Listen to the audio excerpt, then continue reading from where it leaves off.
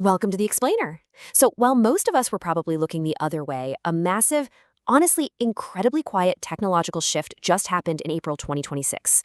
We are talking about a major threshold being crossed, literally the collision of the two most powerful technologies of our era, artificial intelligence and quantum computing. And man, it happened fast. Today, we're going to break down the exact timeline of this, the underlying mechanics of this convergence, and exactly what it means for the very near future. Listen to this recent quote from Time magazine. Quantum researcher Dolph Stein makes this stunning admission. He says, "There is no question that we used AI to accelerate this development. No question at all."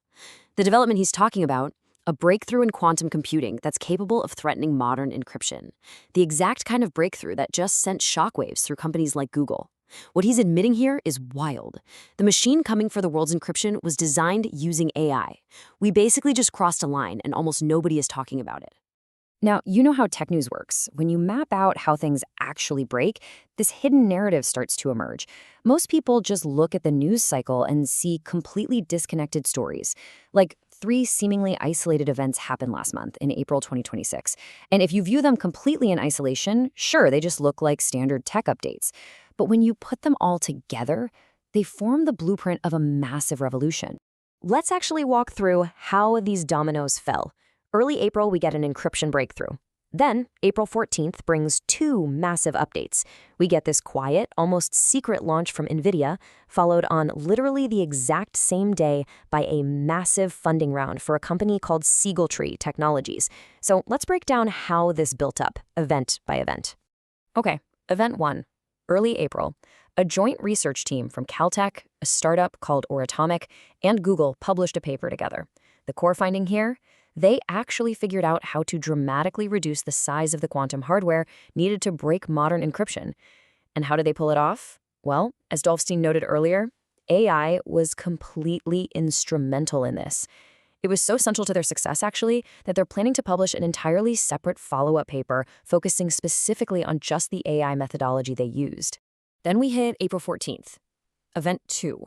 NVIDIA quietly releases something called Ising. Now, despite the delicious name, it's obviously not a pastry, and it's actually not a new graphics card to run your video games faster either. It's a family of highly specialized open-source AI models. What do? They're designed to calibrate quantum processors and run quantum error correction. And NVIDIA just dropped these out into the world completely for free. To really understand why Ising is such a game changer, you basically just need to know one number, 2.5. NVIDIA's new AI models run quantum error correction up to 2.5 times faster and 3 times more accurately than any traditional approach we've used before. I mean, error correction has historically been one of the absolute biggest bottlenecks in building functional quantum computers, and AI just smashed right through it. Which brings us right to the third event, happening on that exact same day, April 14th. A startup named Sygaldry Technologies raised $139 million. Who's leading this? Chad Rigetti. Yeah, a total pioneer in quantum hardware.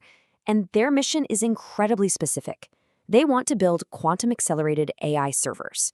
They are taking fault-tolerant quantum systems and using them to drastically reduce the massive energy costs required to run classical AI. Right, so when you snap those 3 puzzle pieces together, a true revelation appears. You aren't just looking at 3 random tech updates. You are looking at the activation of a closed bidirectional machine. Let's trace it out. Step 1. AI is used to design better, more efficient quantum computers. Step 2, those better quantum computers are then used to run faster, cheaper, more powerful AI. Step 3, that upgraded AI turns around and designs an even better quantum computer. What we're witnessing here is the birth of a recursive feedback loop. Basically, a process where the outputs of a system are routed right back in as inputs. The result of this isn't just your standard steady progress. It is compounding, non-linear acceleration. In April 2026, this loop officially turned on. The speed of technological progress is basically about to break all of our previous forecasting models. Now, hold on. I want to be super clear here so we understand exactly what's happening. AI is not independently sitting in a lab inventing computers from scratch all by itself. Not yet, anyway. Instead, human researchers are giving the AI incredibly complex problems, and the AI is accelerating the search through these massive solution spaces.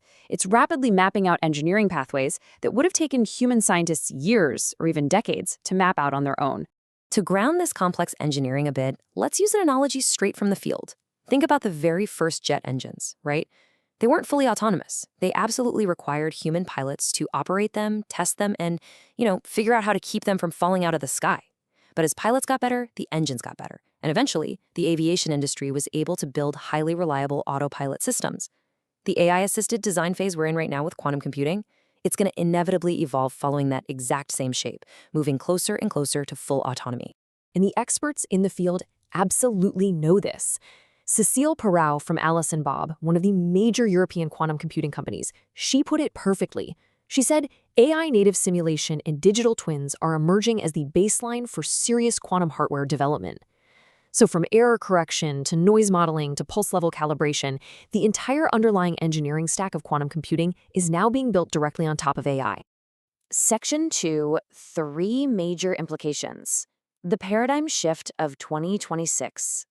So here is the new reality. First off, every single prediction about quantum computing timelines made before mid-2025, completely obsolete. Why? Well, because those forecasts assumed humans alone would be designing the hardware.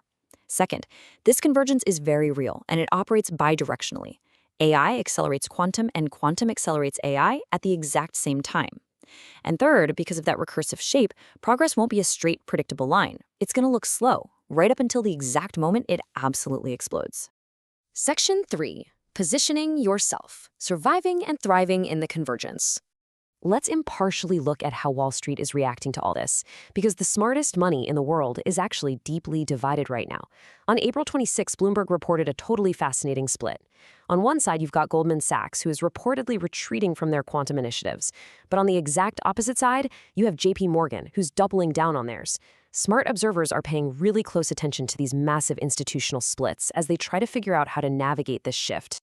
For those watching the broader landscape, the highly visible public companies positioned at different points of this recursive loop are pretty clear. On the AI hardware side, you obviously have NVIDIA. Over on the quantum hardware side, you have giants like IBM and pure-play companies like IonQ.